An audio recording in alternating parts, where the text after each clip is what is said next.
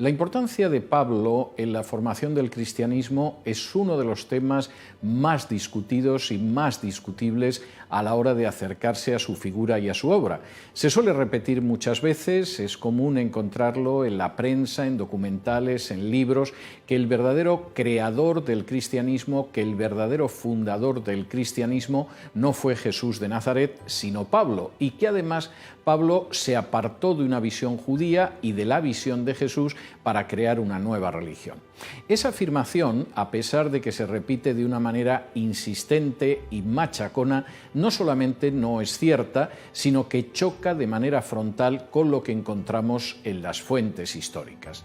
En primer lugar, Pablo es un personaje que nunca pretendió haber creado nada nuevo. Lo que encontramos en las epístolas, vez tras vez, es la referencia a aquello que él recibió. Recibió la enseñanza de cómo tenía que ser la cena del Señor, recibió la enseñanza en cuanto a los puntos esenciales del Evangelio, recibió la enseñanza incluso acerca de cómo había sido la vida, la pasión, la muerte y la resurrección de Jesús. Pero en segundo lugar, Pablo no introdujo elementos nuevos, ni mucho menos en la visión del cristianismo. Su idea de ese Mesías que tenía que sufrir, que tenía que morir como ofrenda expiatoria para pagar los pecados del género humano, que vería la vida después de la muerte, lo encontramos, por ejemplo, en el capítulo 53 del libro de Isaías, escrito nada más y nada menos que en el siglo VIII antes de Cristo. En buena medida, Pablo extrajo por un lado su teología de lo que aparecía en el Antiguo Testamento y por otro lado de los que habían sido testigos de Jesús antes de él. Sin embargo, la importancia de Pablo para el cristianismo primitivo fue inmensa y lo fue sobre todo por dos razones. Una, porque sus epístolas nos permiten ver cómo vivían y qué creían aquellas comunidades primitivas, son un testimonio que se ha extendido más de 2 milenios, y por otro lado, porque además nos encontramos con una persona que tenía una enorme capacidad para predicar el Evangelio en contextos distintos. Cualquiera que analice las predicaciones de Pablo, sus propias epístolas, se da cuenta de que Pablo podía responder a adversarios judíos y adversarios paganos, podía presentar el Evangelio ante filósofos griegos y lo podía combatir al mismo tiempo frente a lo que era la amenaza de la gnosis. Pablo era un personaje con una enorme cultura, un enorme conocimiento de las Escrituras y sobre todo un enorme celo por Cristo y por la expansión del mensaje de salvación. Ahí está la gran aportación de Pablo, sus epístolas y sobre todo su enorme talento misionero y su enorme capacidad para presentar el Evangelio en los contextos culturales más diversos.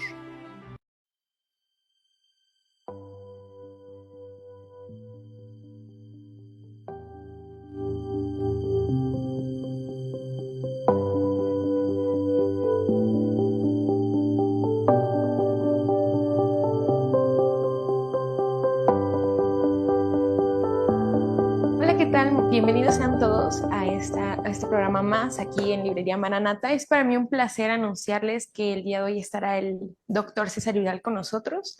Esperemos que en los comentarios a través de este live puedan decirnos de dónde están conectados, y también les recordamos que vamos a tener una sesión de preguntas para que a lo largo de la entrevista ustedes puedan dejarlas por ahí. También les recuerdo que pueden adquirir el libro de los primeros cristianos del doctor César Vidal en Librería Maranata, en la página en línea y también en todas nuestras sucursales a través de la Ciudad de México. Bien, doctor César Vidal es un historiador, abogado y también es anfitrión del programa de La Voz con más de 500,000 de seguidores, y pues es para nosotros un placer que esté el día de hoy aquí con nosotros, ya que ha entregado una nueva edición de su libro Los primeros cristianos.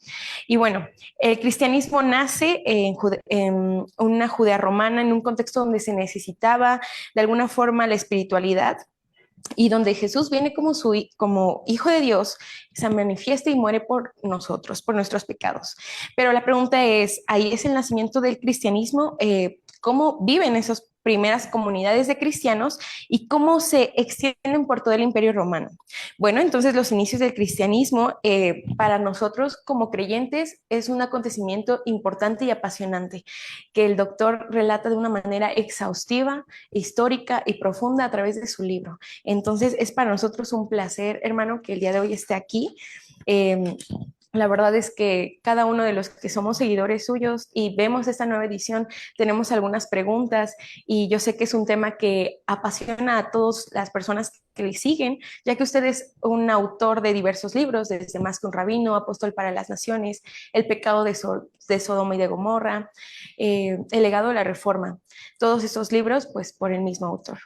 Y bien, yo quisiera comenzar principalmente haciéndole una pregunta que es pues muy importante, relevante para mí. En cuanto yo vi esta nueva edición, sabemos que anteriormente había una Mm. hecha por Pentecost y luego por Edición Planeta, ¿es correcto?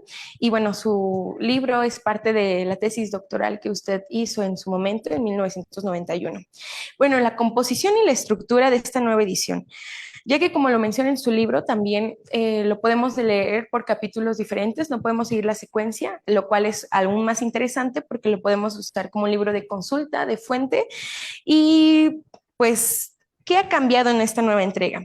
¿Y cuál ha sido la razón de este cambio, hermano? Bueno, vamos a ver, este es un libro que en realidad es como si fueran 4 libros, es decir, los primeros cristianos. Es un libro muy extenso, tiene cerca de 1000 notas de pie de página, lo cual indica la base científica y de fuentes que hay en el libro, pero es un libro que se hubiera podido publicar como 4 libros. Cada una de sus 4 partes podría haber sido un libro independiente. Hay una parte sobre la teología de esos primeros cristianos que hubiera podido ser un libro. Hay una parte que cuenta cómo funcionaban esas primeras comunidades judeocristianas y al mismo tiempo cómo estaban compuestas socialmente, que hubiera podido ser otro libro aparte. Ujú. Hay una parte que tiene toda la historia desde el momento de Pentecostés hasta finales del siglo I, en que el judaísmo ya rechaza totalmente de una manera explícita que hubiera judíos que pudieran creer en Jesús, e incluso hay una parte donde aparecen todas las fuentes históricas paganas, clásicas, cristianas, neotestamentarias, apócrifas, rabínicas, arqueológicas, escritas, que nos permiten conocer lo que fueron los primeros cristianos. De manera que, en primer lugar, este es un libro que en realidad casi podrían ser 4. ¿Por qué es un solo libro? Porque, como usted decía muy bien, está nacido o brota a partir de lo que fue mi tesis doctoral en Historia Antigua, que fue una tesis que además fue premiada con el Premio Extraordinario de Fin de Carrera. En España, para obtener el grado de doctor hay que cursar primero la licenciatura, después hay que presentar una tesis doctoral y uno se doctora, pero hay la posibilidad de que uno presente su tesis doctoral a lo que es el Premio Extraordinario de Fin de Carrera, que solo se da a una tesis por año y por facultad, y en mi caso concreto fui yo quien obtuvo ese premio. De alguna manera, esa obra que empieza en los años 90 no ha dejado de seguir creciendo en prácticamente 30 años, y hay mucho material añadido, mucho material actualizado precisamente aquí. Yo diría que las conclusiones sustancialmente son las mismas, pero en cuanto a la extensión, en cuanto a los aspectos que se abordan, son aquí más amplios de lo que fue en su día en la tesis doctoral. Wow, sí, es impresionante y más cuando nos menciona, es algo honorable. También, bueno, con respecto al libro, me llama mucho la atención el hecho de que, bueno, la comunidad judeocristiana, cómo se va desarrollando socialmente, políticamente, organizacionalmente, y cómo son estos creyentes. Actualmente nos encontramos en una situación un poco difícil frente a cristianos que quieren judaizarse de alguna manera, creyentes que actualmente creen que leyendo, no sé, la Torá, aprendiendo hebreo, están en un grado más del cristianismo, ¿no? ¿Cuál es la perspectiva de usted frente a esto?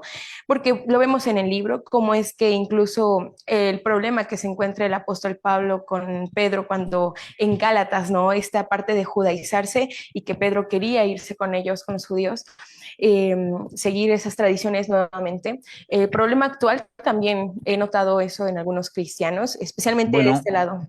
bueno, vamos a ver, los judaizantes actuales, y quisiera decir esto con el máximo respeto, dan muestra de una ignorancia tan colosal de las escrituras, del contexto judío Ujú. y de lo que son las lenguas bíblicas, que yo en ocasiones no sé si es para reír o para llorar.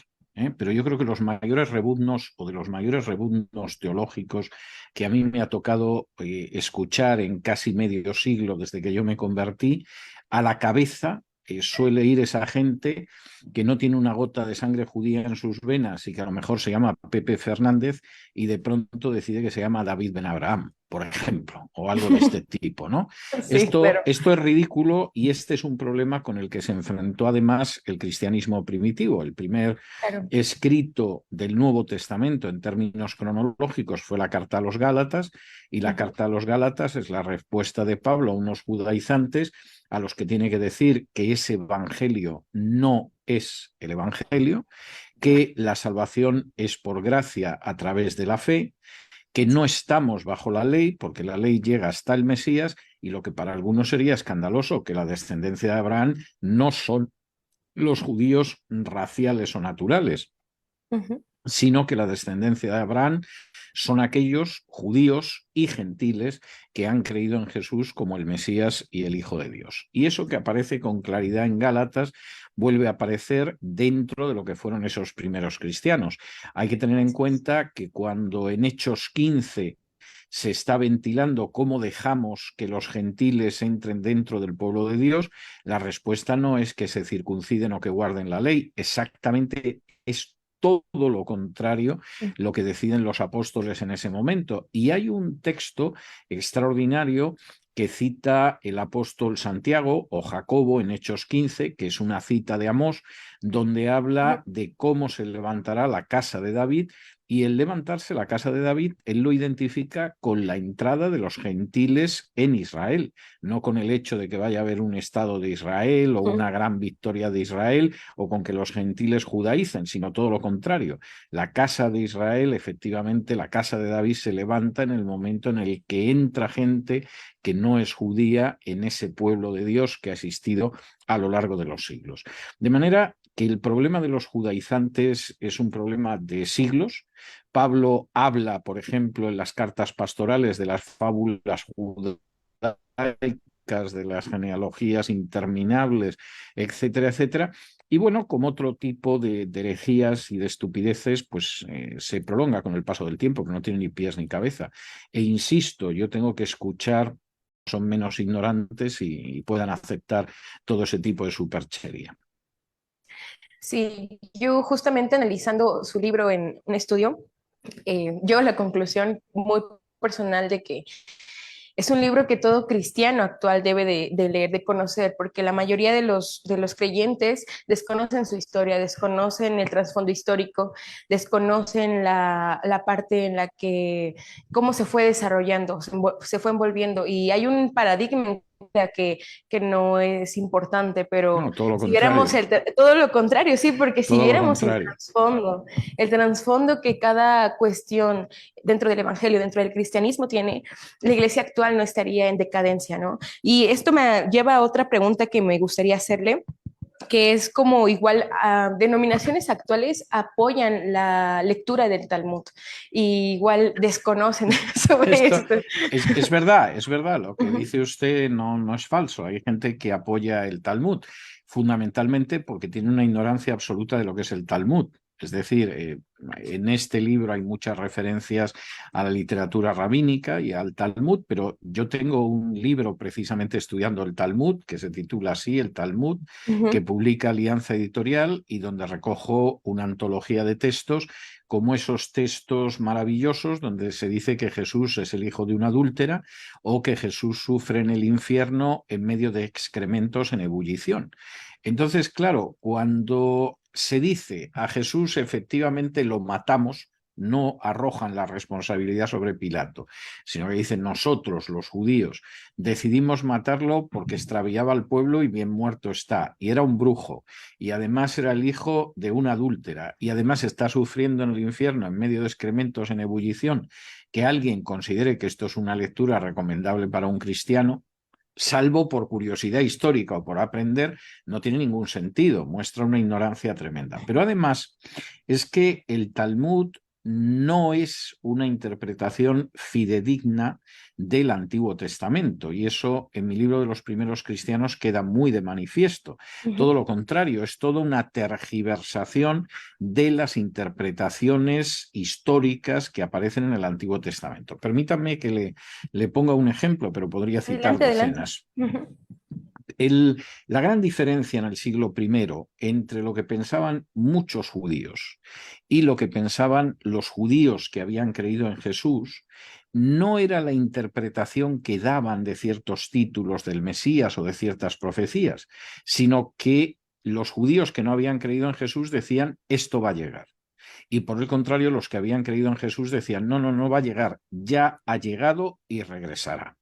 Y entonces eso hace que en principio hubiera interpretaciones en las que coincidían. Pero a medida que se va imponiendo en el seno del judaísmo el grupo de los fariseos, que es algo que yo relato en la última parte de historia del libro, hubo que cambiar la interpretación de los pasajes de la Biblia, porque si no se cambiaba esa interpretación, había que dar la razón a los judíos que creían en Jesús.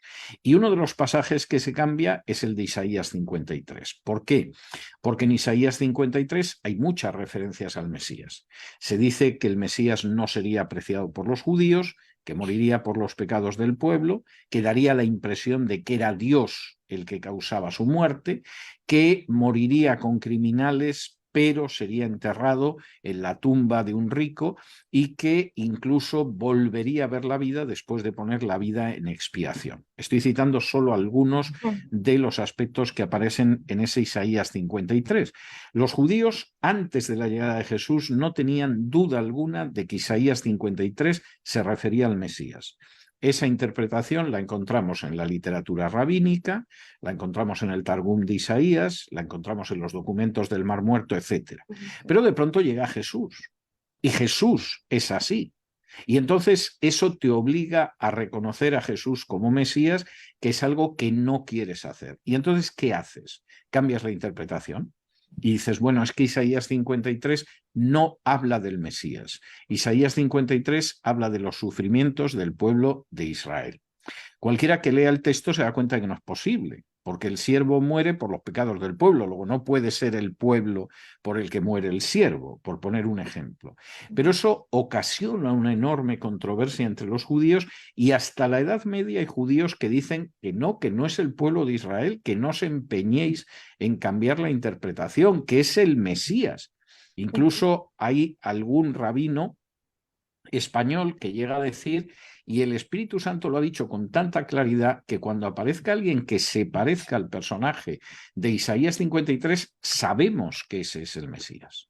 Bueno, pues aquella gente se empeña en seguir el Talmud, y un judaísmo que ya no es ni siquiera el de la época de Jesús, está siguiendo esa misma línea disparatada de retorcer, de falsear, de tergiversar las escrituras. Sí, totalmente de acuerdo.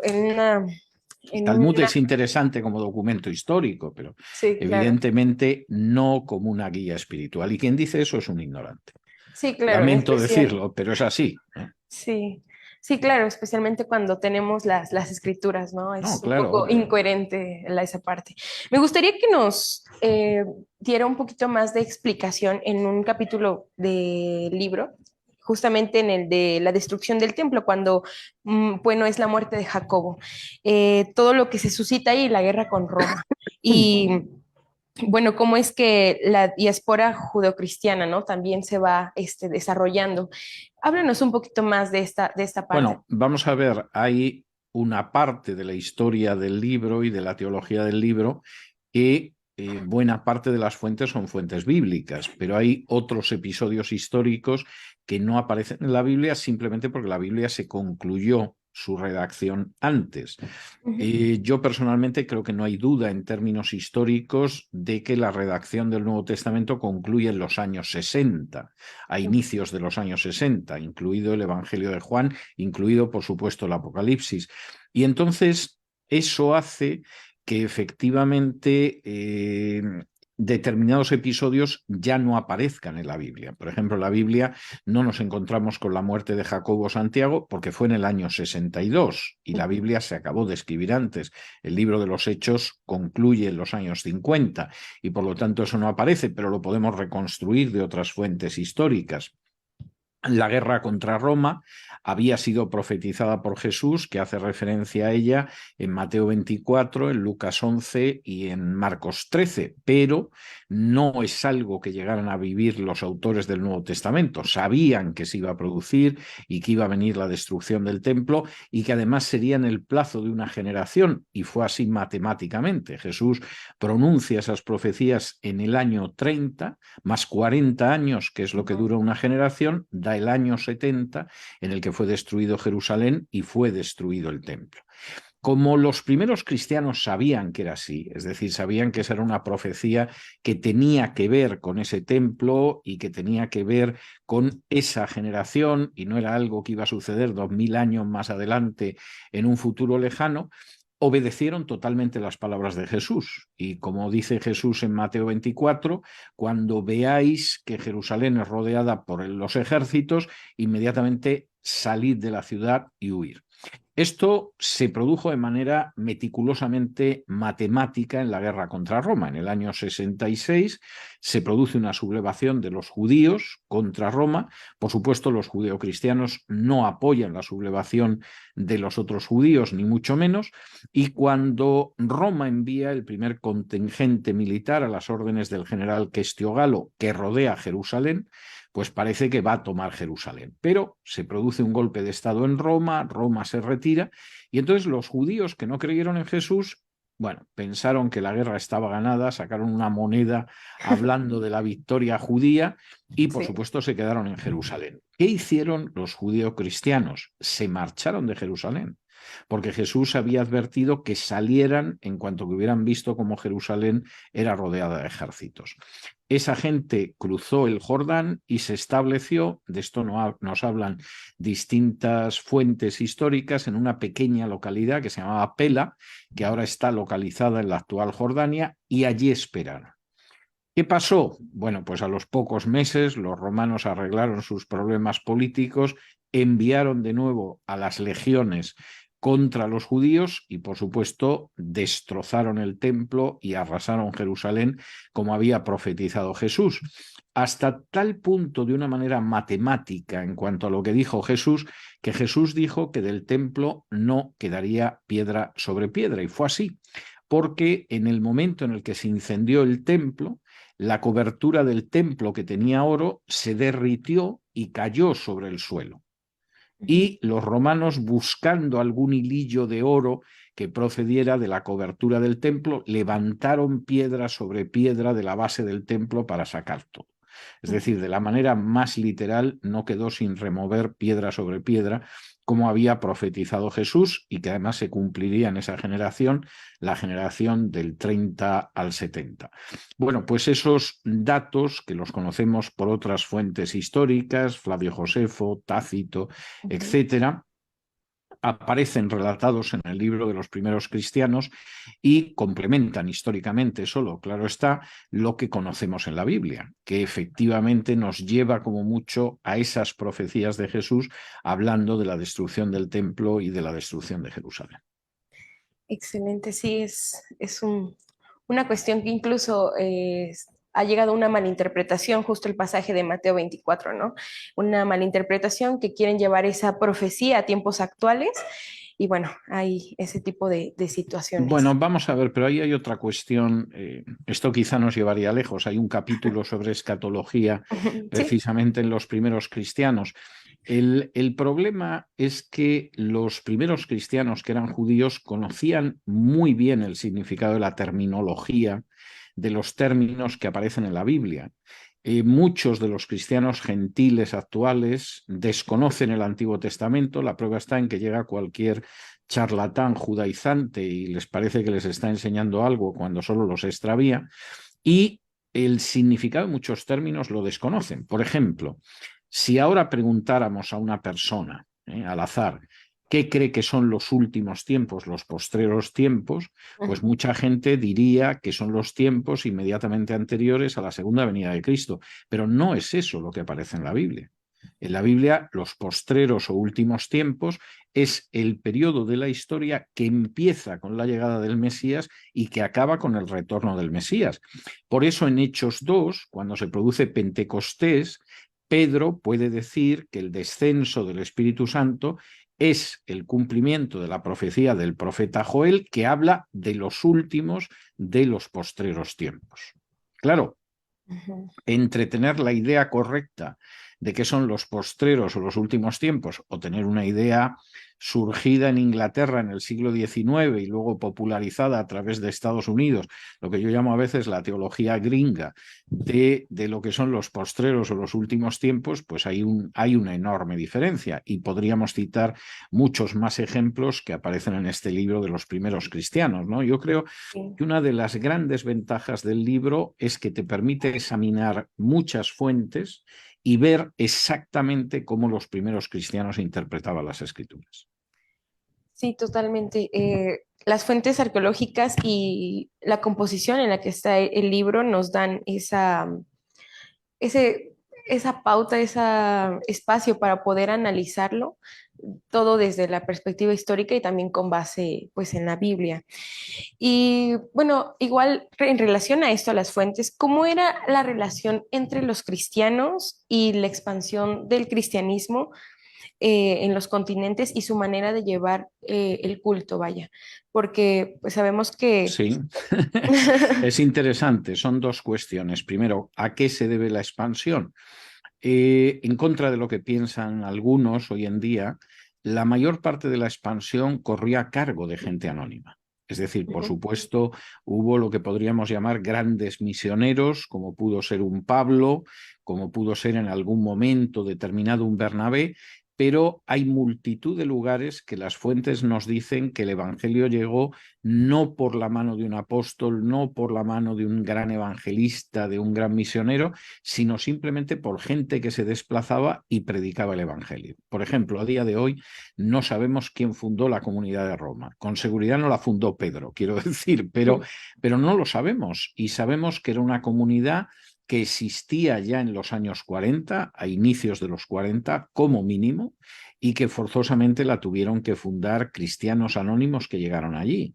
Los que fundan la comunidad de Antioquía, donde luego pues, va a destacar un Pablo, un Bernabé, etcétera, también son cristianos anónimos que huyen de la persecución en Judea y que acaban llegando hasta Antioquía. De manera que, a diferencia de la idea que tenemos nosotros muchas veces de que la expansión del Evangelio es profesional o está llevada a cabo por profesionales, el Evangelio sobre todo se extendió sobre la base de gente anónima, cuyo nombre conoceremos un día en el cielo, pero desde luego es dudoso que lo conozcamos mientras estemos en la tierra, pero que da testimonio de hasta qué punto la gente más sencilla y más desconocida quería comunicar el Evangelio. Ese es el primer aspecto. Segundo aspecto, ¿cómo eran esos cultos? Bueno, no se parecían quizá mucho a muchos de los cultos que tenemos hoy en día, que son cultos más o menos establecidos, ¿eh? Ujú. Incluso en cultos que decimos que no existe un orden establecido, etcétera, la verdad es que sí lo está. O sea, ya sabemos con qué empiezan, cómo continúan y cómo concluyen. Ujú. En el cristianismo primitivo existía más bien una especie de culto libre, como el que aparece descrito en Primera de Corintios, donde la gente compartía los dones que tenía. Y como dice Pablo, pues había una persona que en un momento determinado podía compartir una enseñanza, podía compartir un salmo, podía compartir una profecía, podía compartir una oración, pero ese movimiento del Espíritu Santo giraba en torno a los dones y no tanto en cuanto a un orden establecido. Y eso tenía una enorme ventaja, y era que en vez de recaer al final, como si se tratara de un hombre orquesta, todos los ministerios de la congregación en una persona, lo que sucedía es que la congregación funcionaba como un cuerpo de Cristo en el cual todos los dones actuaban y cada uno podía reconocer quién tenía un don o quién tenía otro don, ¿no? Era una realidad más espiritual, en un sentido real, más flexible, más fluida de seguramente las realidades que conocemos hoy en día. Sí, totalmente algo más, pues como lo dice, primitivo de alguna manera, no por la palabra, sino porque, Sí. pues personas anónimas. Como hemos visto en su libro, pues está dividido por tres partes, la cuestión de historia y la parte teológica. Y con respecto a, bueno, al Y judeocristianismo. una parte social Y también, la ¿no? De parte cómo social, vivía esa gente. ajá, Sí. política, organizacional y por último las fuentes. Pero justo en esta parte teológica me surgió esta pregunta, es, ¿cómo veían los primeros cristianos el Espíritu Santo? Lo mencionó usted que no lo veían sin lugar a dudas como una fuerza, como actualmente algunos llegan a ver el Espíritu Santo de No, esta manera. obviamente el Espíritu Santo era Dios, pero aparte de esa definición, es decir, el Espíritu Santo no era una fuerza como la electricidad, como dicen algunos, o algo de este tipo, era, por supuesto, un ser personal, era el mismo Dios, y hay multitud de textos en ese sentido donde se puede ver, y eso tiene además sus raíces también en el Antiguo Testamento. Pero lo importante, o lo más importante, quizá no era la definición teológica, como era el hecho de la presencia del Espíritu Santo. Es decir, el hecho de que el Espíritu Santo estaba actuando continuamente en la Iglesia, entre otras cosas, mediante los frutos del Espíritu Santo, pero también mediante los dones. Y esto es algo tremendamente interesante. Incluso las referencias arqueológicas, las fuentes arqueológicas que nos han quedado, como es, por ejemplo, la laminilla del óleo de la fe, que es una laminilla de plata donde se habla de ungir con aceite a los enfermos, como dice la Carta de Santiago. Yo fotografié esa laminilla en Jerusalén hace años, en los años 90, y tuve ocasión de hablar con el curador del museo. Señala claramente que, por ejemplo, la unción con aceite para los enfermos era algo muy común, ¿no? Luego, la Edad Media convertiría eso en un sacramento católico que, en vez de curarte, lo que hace es que te prepara para morirte.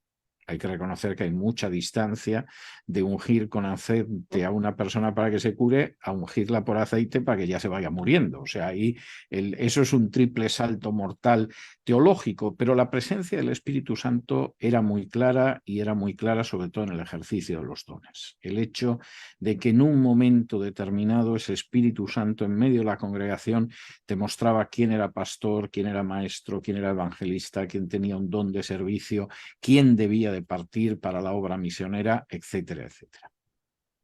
Sí, la iglesia primitiva hablaba respecto a lo que Dios obraba, ¿no? Conforme iban haciendo actividades en los tiempos antiguos. Bueno, en cuanto a la destrucción del templo, pues fue un periodo completamente importante para los judeocristianos y cómo es que ellos van reaccionando. Y me gustaría que nos diera un poquito más de contexto respecto al tema, ya que algunos pueden desconocer de esto, de qué va la destrucción del templo y Bueno, cómo vamos es a que ver, nace. la destrucción del templo es muy importante Ujú. porque queda de manifiesto que el antiguo pacto se terminó. Es decir, aquí no hay más antiguo pacto, aquí se ha inaugurado el nuevo pacto sobre la base de la muerte del Mesías Jesús, y, por supuesto, los judíos quedan sin un sistema de sacrificios. Que esto iba a suceder es algo que no solo se ve con claridad por los anuncios proféticos de Jesús en los evangelios, sino que se ve con mucha claridad en la carta a los hebreos. Ante esos judíos que dicen, pero bueno, si aquí el templo está igual de hermoso y siguen ofreciendo sacrificios cada día, a ver si nos hemos equivocado, el autor de la carta a los hebreos les dice, pues no, al templo le quedan 2 noticiarios, y le quedan 2 noticiarios porque todo ese sistema de sacrificios ha sido sustituido de una vez y para siempre por la muerte del Mesías Jesús en la cruz, y este templo va a desaparecer. O sea, vosotros vais a ver cómo va a desaparecer, y efectivamente sucedió. Eso al judaísmo le creaba un enorme problema, porque de pronto desaparecía el mecanismo de expiación de los pecados a través de los sacrificios, pero al cristianismo le creaba una enorme firmeza y seguridad en lo que creía. Tal y como había dicho Jesús, el templo había sido destruido, no sería reconstruido jamás, a pesar de lo que algunos especulan en las últimas décadas, y no sería así por la sencilla razón de que efectivamente el sacrificio de Jesús el Mesías sustituye a cualquier otro tipo de sacrificio anterior, ¿no? Como aparece en Isaías 53 o como aparece en la carta a los hebreos, o como podemos ver en Romanos o en tantos escritos de la Biblia. Sí, hermano. También les recuerdo a todos aquellos que están viendo la transmisión que nos dejen sus preguntas porque vamos a tener un espacio para que puedan compartirnos aquellas preguntas con el doctor César Vidal. Y bueno, también otra de las preguntas que me resulta muy importante igual es esta diferencia entre las fuentes escritas y las fuentes arqueológicas. Como sabemos, las fuentes escritas, pues es todo lo que viene siendo las epístolas, las cartas, etcétera. El Pero Talmud incluso, ¿no? Aunque incluso, sea sí, para claro. blasfemar, claro. Así es. Y me gustaría que nos compartiera un poquito más para aquellos que nos están escuchando y quizá es la primera vez que conocen sobre usted, cuál es esta diferencia entre las fuentes escritas y las Bueno, fuentes vamos a ver, arqueológicas. las fuentes arqueológicas no son fuentes escritas, pero son restos de ese judeocristianismo en el siglo I. Por ejemplo, hasta nosotros han llegado algunos bautisterios Ujú. de esos judeocristianos. De Sí. manera nada sorprendente, el bautismo no era un bautismo de niños, no era un bautismo por aspersión, era un bautismo de adultos, siempre después de dar testimonio de la conversión y por inmersión, de tal manera que los bautisterios generalmente tenían unas escaleritas que llegaban hasta el fondo, hasta donde llegaba la persona que iba a ser bautizada y era bautizada. Tenemos algunos restos de esto. Tenemos algunos restos de lugares de reunión de esos cristianismos, de esos primeros cristianos, ¿no? Que eran fundamentalmente edificios como las sinagogas. Es decir, por supuesto, no hace falta que diga que la iglesia como lugar de culto y como término para definir a un lugar de culto no se da antes del siglo IV. Por supuesto, la idea de las imágenes es algo hasta posterior al siglo IV, porque choca con los 10 mandamientos, donde se prohíbe expresamente hacer y rendir culto a las imágenes. Y los lugares de reunión que nos han llegado pues son sinagogas extraordinariamente sencillas, ¿no? En este sentido. Y luego nos ha llegado pues algún caso de enterramientos de judeocristianos, también enormemente sencillos, o nos ha llegado incluso esa laminilla del óleo de la fe donde aparece escrita la referencia a cómo ungir con aceite a los creyentes para que sean sanados, para que sean curados, como vemos también, por ejemplo, en la carta de Santiago, capítulo 5. Excelente, doctor. Pues por último, quisiera hacerle una pregunta un poco más personal y eso es algo que siempre he tenido un poco de duda y ya que tengo la oportunidad. ¿Cuáles fueron los primeros libros que usted comenzó a leer de acuerdo a este tema de historia del cristianismo? ¿Y cuáles en la actualidad podría usted recomendarnos a un público, pues en general, cuál usted podría recomendarnos a los jóvenes, por ejemplo, para conocer más acerca de la historia de la iglesia, la historia del cristianismo? Sin Del duda, cristianismo su primitivo. libro. Bueno, vamos a ver, mi primer libro en ese sentido, y además desde que yo era muy niño, fue la Biblia. Entonces, es algo que empezó de una manera peculiar. Además, mi familia todavía era católica en aquel entonces, pero fue cuando inmediatamente después del Concilio Vaticano II la Iglesia Católica permitió leer la Biblia en la lengua de cada cual en vez del latín, y recuerdo que mi padre compró una Biblia, yo creo que como si aquello fuera un libro prohibido. Yo creo que hay gente que ha comprado el Manifiesto Comunista en su país en una época como mi padre compró la Biblia.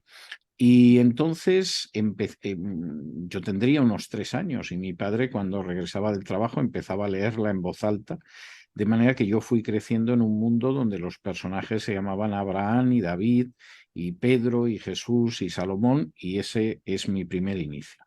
Ahora, en cuanto a lo que sería la historia del cristianismo. Los primeros cristianos es el tercer libro de una tetralogía, de un grupo de 4 libros, que cuando estén todos publicados, solo queda uno por publicar, y Dios mediante será el año que viene, van a recoger todo lo que es la historia del cristianismo primitivo. El primero de esos libros es Más que un rabino, la vida y los tiempos de Jesús el Mesías. El segundo libro es Apóstol para las Naciones, la vida y los tiempos del apóstol Pablo, que por cierto este año ha sido premiado como el mejor libro del año 2022 por un conjunto de editores americanos que todos los años escogen el libro del año, y a mí me tocó que fuera el de Pablo. El tercero es Los primeros cristianos, que recoge lo que es el judeocristianismo dentro del cristianismo del siglo I. El cuarto va a ser Pedro el Pescador, que recogerá, bueno, pues lo que de alguna manera fue un cristianismo basado en la predicación de Pedro. De manera que esa tetralogía es una buena base para empezar a estudiar la historia del cristianismo primitivo, y luego hay algunos libros que abordan otros periodos de la historia del cristianismo para mí muy importantes. Es el caso del legado de la Reforma, que recoge no solo una historia breve de la Reforma, sino sobre todo lo que nos ha dejado la Reforma, y un libro que se ha publicado hace muy poquitos meses en español y en inglés al mismo tiempo, que se titula La mujer y la Reforma, y que recupera la idea de cómo la dignidad arrancada a la mujer durante la Edad Media con la apostasía dentro del cristianismo, sin embargo, le fue devuelta con el regreso a la Biblia, que significó la Reforma. Sí, excelente. Yo creo que para todos aquellos jóvenes o personas en general que nos estén escuchando, los libros del doctor César Vidal se unen entre sí, como él lo mencionó. Bien, los primeros cristianos pudo haber sido, como ya anteriormente lo ha mencionado el doctor, una serie de 4 libros o por separado, pero es un excelente elemento, un excelente material para todos aquellos que estén buscando algo analítico, exhaustivo, sobre todo de fuentes, porque eso es lo más importante. Y bueno, también en cuanto a relacionado, en cuanto al libro, surgió una pequeña duda en cuanto a la escatología del judeocristianismo, porque sabemos que hay muchas posturas escatológicas, pero especialmente en el siglo I, ¿qué nos puede platicar sobre esto, doctor? Pues yo supongo que hay mucha gente que ahora se llevaría una gran desilusión, porque lo que identifica con la escatología bíblica no tiene nada que ver con la escatología bíblica y con lo que creían los primeros cristianos, ¿no?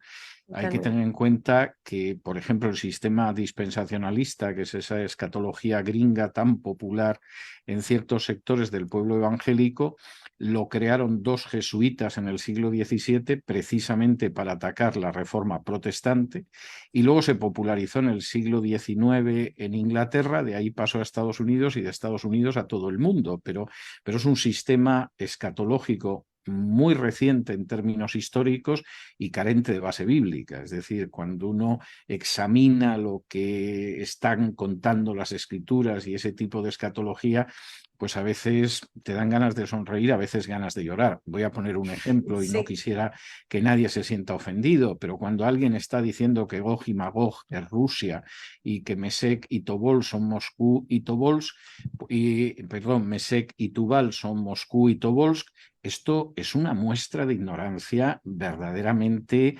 increíble. A cualquier judío al que le digan que Mesec, que es una tierra que está localizada en Asia Menor, es Moscú, y que Tubal, que es un pueblo además cuya genealogía se establece muy claramente en la Biblia y que estaba en Asia Menor, puede ser Tobolsk en Siberia, y no digo ya si dice que Gog y Magog es Rusia, bueno, las carcajadas se pueden escuchar hasta Rusia, porque eso es un disparate de unas dimensiones absolutamente tremendas.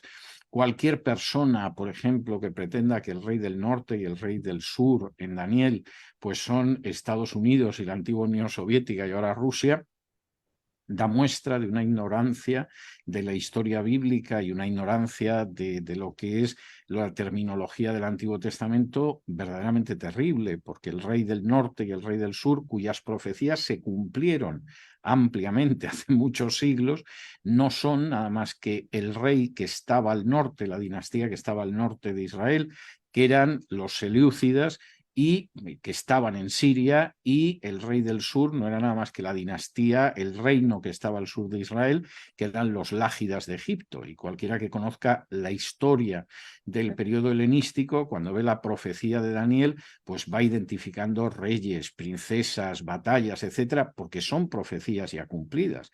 Entonces, que una persona que ignora las escrituras, que ignora todavía más la historia, pues pretenda que esos son movimientos militares que va a realizar Rusia, antaño la Unión Soviética, y que va a realizar Estados Unidos, como mínimo es risible. Dejémoslo solo en el lado cómico.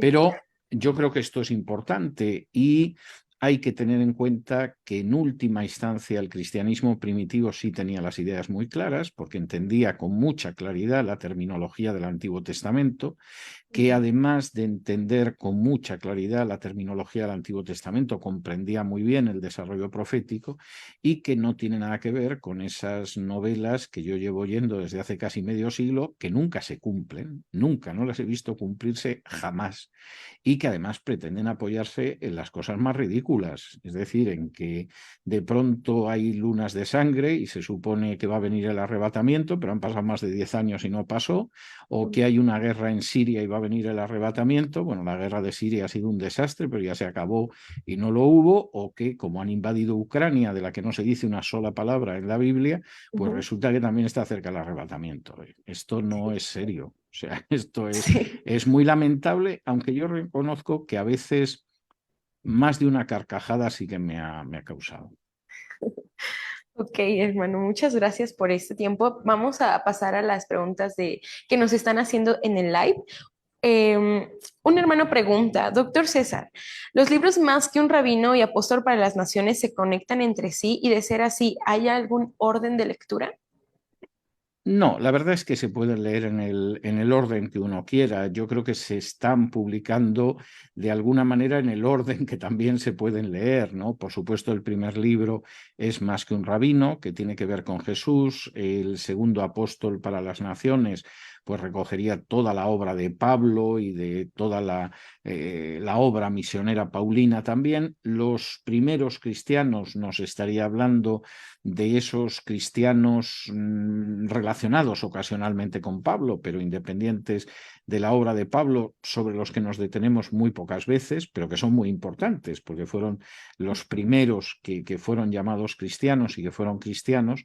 Y el último libro, que Dios mediante aparecerá a inicios del año que viene, que es Pedro el Pescador, pues intenta recoger también lo que fue la obra de Pedro, ¿no? De modo que se pueden leer de manera totalmente independientes, no están unidos, no te quedas sin saber el final si no lees el siguiente, pero sí es verdad que cuando se leen los cuatro, de alguna manera queda completa toda una pintura del cristianismo en el siglo I. Excelente. Oscar Velázquez también nos pregunta, Hechos 2 del 19 al 21, ¿es una referencia a lo profetizado por Jesús en Mateo 24? No, yo creo que es una referencia sustancialmente a ese nuevo cambio que comienza con los postreros o con los últimos tiempos, que como decía antes, nunca son los tiempos inmediatamente anteriores a la segunda venida, sino un periodo de la historia humana y de la historia del trato de Dios con la humanidad que comienza con la llegada del Mesías y que concluye con el regreso del Mesías. Excelente. Hay varias preguntas. Durante la elaboración de su tesis, que ahora se ha convertido en los primeros cristianos, ¿cuál ha sido el mayor reto al que se ha enfrentado, hermano? Hubo bastantes retos, ¿no? Hay que tener en cuenta que primero el análisis de las fuentes se hizo sobre lenguas originales, lo cual significaba para mí regresar al hebreo y al latín, no tener que regresar al griego, porque yo me convertí leyendo el Nuevo Testamento en griego y siempre estuvo a mi lado, pero sí tuve de alguna manera que volver, profundizar en el conocimiento que yo tenía del arameo, y en ese sentido eso, por ejemplo, fue un desafío, volver a examinar todas las fuentes escritas, que son muy numerosas, y además hacerlo en las lenguas originales. Otro de los desafíos fue poder visitar los restos arqueológicos que quedan de esos primeros cristianos del siglo I, ¿no? Que significó pues mi primera estancia en Israel, y el ir identificando los lugares para sorpresa muchas veces de los custodios de los lugares, ¿no? Yo recuerdo, por ejemplo, queriendo ver los restos de una sinagoga judeocristiana en Nazaret, que cuando fui a ver a la persona que se ocupaba de aquello y le dije, mire, estoy con mi tesis doctoral, quiero ver este lugar, quisiera sacarle fotos, el hombre se quedó asombrado y me dijo, bueno, dice, pero usted es una persona que entiende, dice, porque la gente que viene por aquí, hombre, pues es gente piadosa, pero muy ignorante, pero usted se ve que sabe de lo que habla, ¿no? Y entonces el hombre se dedicó a enseñarme incluso otros lugares, estaba entusiasmado, se ve que no llegaba mucha gente por ahí preguntándole más de lo que podían ver los turistas, ¿no? Y yo creo que ese fue otro de los desafíos. Y el tercer gran desafío fue acabar el libro, porque mi directora de tesis, que se jubiló hace muy poquito, solía decir que las tesis no se acaban, las matas. Es decir, vas añadiendo tantas cosas, vas descubriendo tantas cosas, aparecen tantas derivadas, que tienes que decir, yo acabo la tesis aquí, porque como siga dejando que vaya corriendo el agua del río, me va a llegar al mar y no la acabo nunca. Y es verdad, al final las tesis las tienes que matar porque no se acaban. Y de hecho, tienes que saber dónde acaba, cuáles son los límites. Ese fue el tercer gran desafío.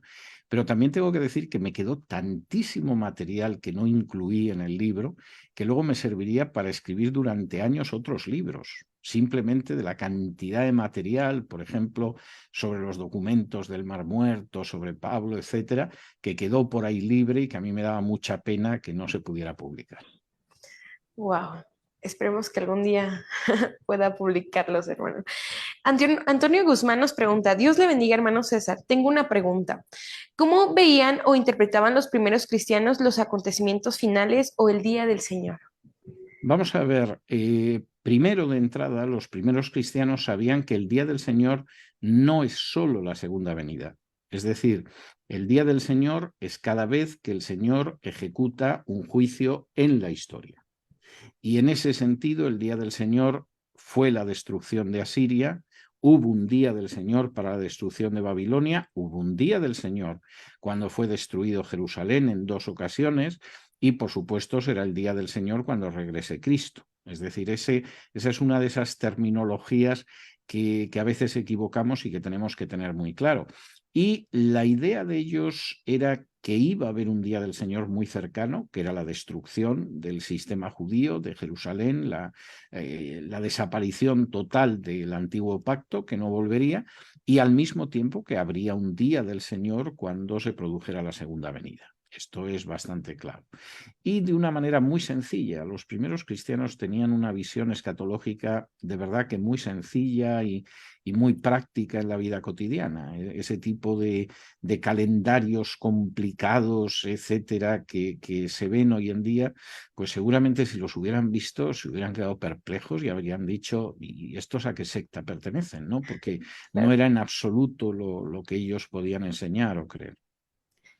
Por último, tenemos una pregunta de Nancy Gaitán. Hoy la agenda globalista está queriendo eliminar todo lo que se llame Dios o le rinda culto.